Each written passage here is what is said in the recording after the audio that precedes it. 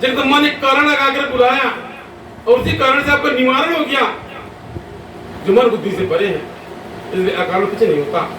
जीवन में मृत्यु लोक में अकारण कुछ नहीं होता, कुछ न कुछ कारण होता है। एक थोड़ा सा कथा याद आ रहा है। इस प्रकार से एक बार परम पिता ब्रह्मा एक आवश्यक यज्ञ करना होगा और वह यज्ञ तीनों त्रिदेवों के बिना संभव था। उस आवश्यक यज्ञ को करने के लिए भगवान शिव ब्रह्मा जी के साथ में हो गए। अब दोनों ब्रह्मा और शिव दोनों मिलकर विचार करने लगे कि सिर्फ विष्णु का खोज किया जाए, वो कहाँ है, कहाँ विश्राम कर रहे हैं, उनको खोज किया जाए, क्योंकि बिना उनके यज्ञ संभव नहीं है। पीछे जगदम्बा का वरदान है, किसी भी शुभ मांगलिक कार्य में भगवान विष्णु का पूजन होता है, हवन किया जाता है। इसका भी कुछ कारण है, क्योंकि भगवान विष्णु ने अम्बा महायज्ञ किया था। उस अम्बा महायज्ञ से जगदम्बा प्रसन्न हुई थी और प्रसन्न होकर के भाई बोल करके जगदम्बा उनको वरदान दिया था पूजा पाठ का, इसलिए भगवान विष्णु की पूजा होती है। उसी प्रकार से भगवान शंकर भगवान ब्रह्मा विचार करने लगे, इस आवश्यक यज्ञ में, जन कल्याणी यज्ञ में बिना भगवान विष्णु के समक्ष यह संभव नहीं है। इसको आदमी चारों तरफ विचरण करने के बाद देखा गया, भगवान विष्णु 10,000 वर्षों तक दैत्य दानवों का वध करके, युद्ध करके, उनका परास्त करके, वध करके उनको गहरी थकान आ गया और जिन निद्रा में जाकर के विश्राम करके सो गए। 10,000 वर्ष से उन्होंने लगातार दैत्य दानवों से युद्ध किया था। अब क्या था,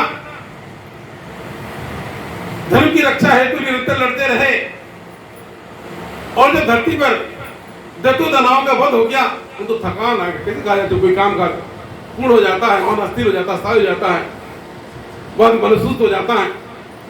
उसी प्रकार से भगवान विष्णु का मन स्थायी हो गया और गहरी निद्रा में सो गए। चिर निद्रा में सो गए। ब्रह्मा जी और शिव जी ने देखा इनको कैसे जगाया जाए, ये एकांतपुरी में सोए हुए किस प्रकार से जगाया जाए। इतने दिनों के बाद में ये विश्राम में है और एकाएक जगा दिया जा, एकाएक निद्रा भंग हो जाए, इनको जगा दिया जा, एकाएक मतलब कुछ उल्टा हो जाए, कोई विपरीत न हो जाए। एकाएक जगने के बाद में, इनके ध्यान टूटने के बाद में कहीं श्राप न दे दे, इस भय से भगवान ब्रह्मा और भगवान शिव बड़ा चिंतित हुए। अब क्या था, यानी ब्रह्मा जी के मन में एक युक्ति आया, उन्होंने दीमकों को जन्म दिया। जिसका से ब्रह्मा जी का कार्य जीव को जन्म देना, उन्हें दीमकों को जन्म दिया और तब जाकर के दीमकों ने कहा, भगवान ब्रह्मा आपने किस कारण से मुझे मेरा जन्म दिया है। ब्रह्मा जी ने कहा, तुझे धर्म कार्य के लिए जन्म दिया गया है, तुझे मेरा धर्म कार्य संपन्न करना कि श्री विष्णु जी गहरी निद्रा में सो रहे हैं, एक धनुष का ट्रिक दे करके सो गए हैं और तुम दीमक को, तुम्हारा काम लकड़ी खाना।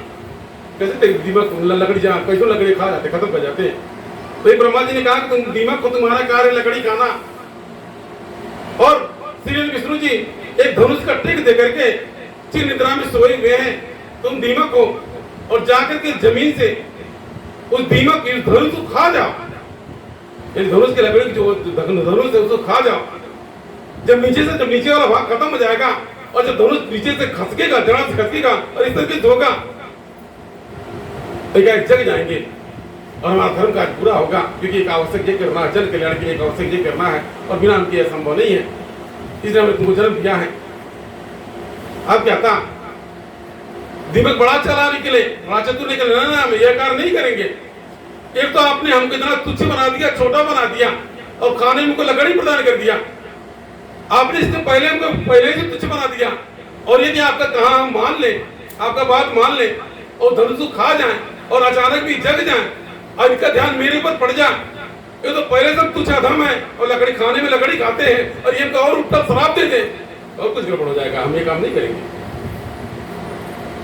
ब्रह्मा जी ने बड़ा नीति नियम समझाया, लेकिन फिर भी ना, हम इस कार्य को नहीं करेंगे। यह धर्म किसी सोते का अचानक जगाना धर्म का कार्य नहीं है।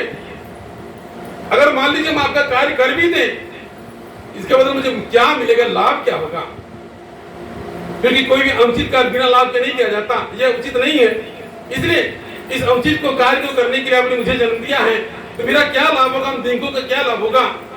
तो जाके ब्रह्मा जी का हम तुमको यज्ञ का भाग प्रदान कर रहे हैं। यज्ञ में आहुति देते समय, आहुति देते समय जो भी बाहर गिर जाएगा वो तुम देवों का हिस्सा रहेगा, तुम लोगों का भाग रहेगा। यदि परम प्रजा ब्रह्मा ने उनको आहुति देते समय जो हवा बाहर निकलता गिर जाता है, उनको बाहर गिर जाता है, हवन का भाग दिया, हवन का अंश प्रदान किया, तब जाकर के जितने ढेर सारे दीमक थे वो धनुष के पास एकत्रित हो गए और धीरे धीरे धनुष को खाने लगे। देखते ही देखते धनुष का नीचे वाला भाग खा गए, धनुष का नीचे वाला भाग खा गए और धनुष का टेक देकर के आसन लगाकर बैठे हुए थे, विश्राम कर रहे थे। और जियो पे धनुष स्थान से धनुष खिसका, धनुष का प्रचंडा टूट गया, बड़ी तेज कंपन हुआ, चारों तरफ धुंध छा गया। जो धनुष का जो डोर होता है, धनुष के टूटने से बड़ी तेज कंपन हुआ, बहुत तेज ध्वनि हुआ, चारों तरफ धुंध छा गया, सन्नाटा हो गया। काफी देर तक जो धुंध छाया रहा, देवता का अवाक रह गए, ये क्या हो गया? काफी देर के बाद धीरे धीरे जब धुंध छटा, तब एक और गड़बड़ हो गया। काफी देर के बाद जब धुंध छटा तब देवताओं ने देखा कि श्री विष्णु का मस्तक कटकर के खारे सागर में गिर गया, न जाने कहां चला गया। धनुष का प्रचंडा टूटने से श्री विष्णु जी का मस्तक कटकर खारे सागर में गिर गया। आपका देवता का एकदम बिल्कुल हताश हो गया, आज क्या होगा? अरे एक समस्या था, ये गहरी निद्रा में सो रहे थे, आज नहीं तो कल जग ही जाते, क्योंकि दोबारा यह समस्या उत्पन्न हो गया कि इनका मस्तक कट के न जाने कहां चला गया, हम देवता कर क्या करें?